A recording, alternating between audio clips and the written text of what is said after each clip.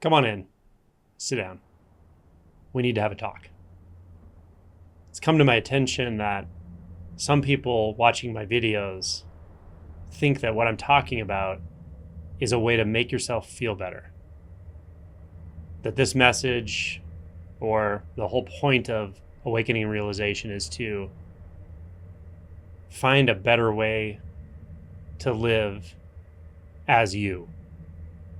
This is totally wrong. Now, I do play that game a little bit. I talk in terms of clarifying the mind and spirit and the perceptual filters and so forth. But never take that to mean that I'm telling you that who you take yourself to be is going to find some kind of satisfaction by arranging its environment in a certain way, or by getting a new insight and adding that to itself, which will make it feel better permanently. That's not what I'm talking about. Now, I'm kind of joking with all of this, but it is important for me to point this out at times because I try to have a balanced approach with this message. To talk from the absolute constantly, which some people do, can be powerful. It's a powerful transmission if the conditions are set up for it, if the conditions are right. But if that's the only way you speak, if that's your only message, a couple things happen. One is it just gets learned and remembered and repeated. And the second one is that the ego sort of co-opts it, which is similar to number one, but it gets comfortable in that message and acclimatizes to it. It takes that message in, the quote unquote absolute message, takes it in and makes it part of its own experience, where the absolute message is actually pointing beyond that and saying, that's all an illusion. It's all illusory.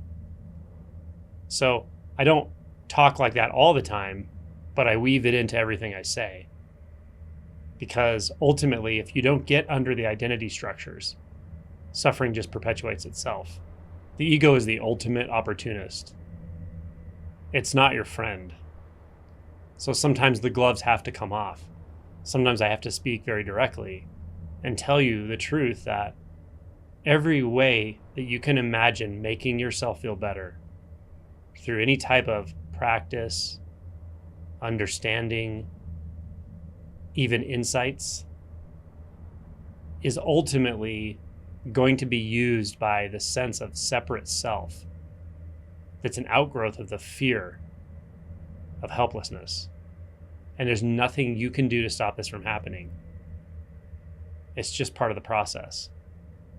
But understand the view from which you're looking when you're thinking, feeling, or experiencing this way, that next thing is going to make me happy, or something's going to finally stabilize me or make me happy permanently, make me feel peaceful permanently.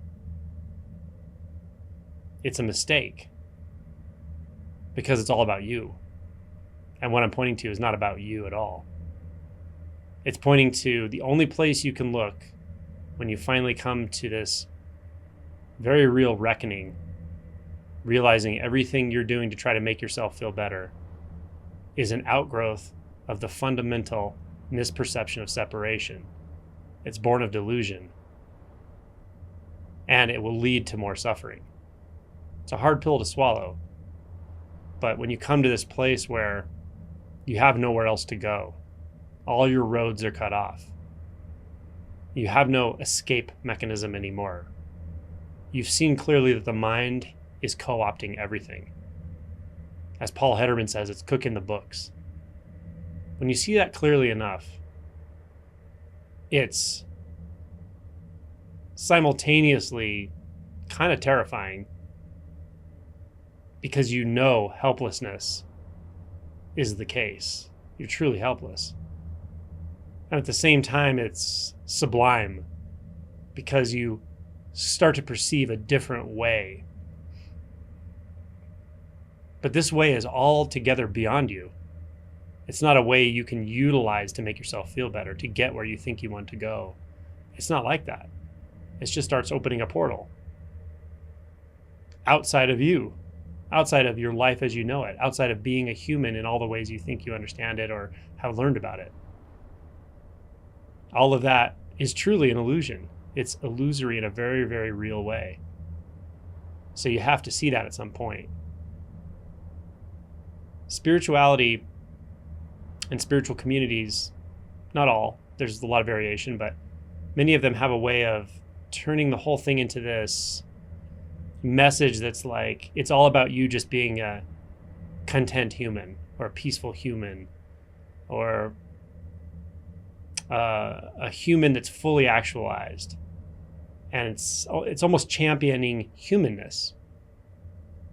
Now, of course, in the relative sense, this is fine. But when we're talking about what we're talking about, when we're engaged in this process of deep, profound, and thoroughgoing transformation, we have to go through the barrier of identity structures and see that those messages are co-opted.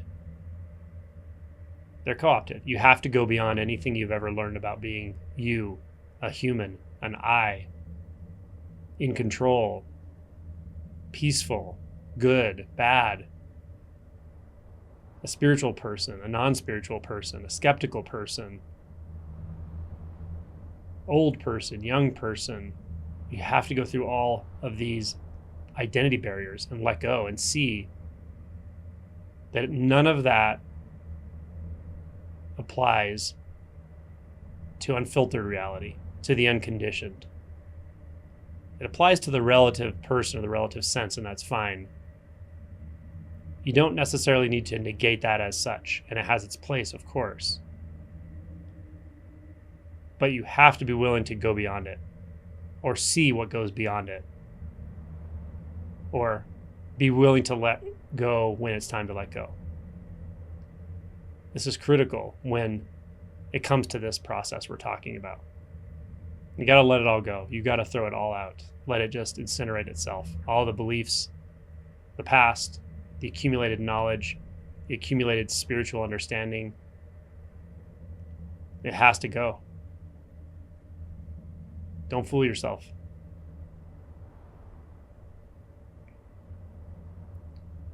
And understand, of course, you can't make it go, but you'll notice it when it's going. You'll feel it. And it's okay, of course. But you can't know how this is going to end up. You can't know where this is going. You can't predict this. You can't predict anything. Unfiltered reality or unconditioned reality is indeterminate by nature. The last thing the mind wants to hear, the last thing the ego wants to hear, the last thing the self wants to hear is that it can't know. This is important to understand this. Sure, there is knowingness and there's deep peace that's available, but it's not available to the separate self. It's just not. You can't keep yourself and know that peace. It won't happen. So hopefully that hits at a deep level, because that's the intention. It can be uncomfortable to hear. Sometimes you need to hear it more than once. Well, you often need to hear it more than once. But it also helps to know when you're in that territory, it won't feel good. It may not even feel bad. It's just very disorienting at times. You might feel like you're flailing existentially and there's nothing to grab onto. It goes beyond all the playtime of the mind, imagining what enlightenment will be like and how fun it will be. The gloves come off. But it's okay, because the identity comes off. It's like taking off your self suit and just discarding it. But you're not doing it. Reality's doing it. So when you're there, that's good. You're in good territory. You'll feel like you've gotten far more than you bargained for in this process. And you didn't expect it to be this challenging to your identity, to who you are.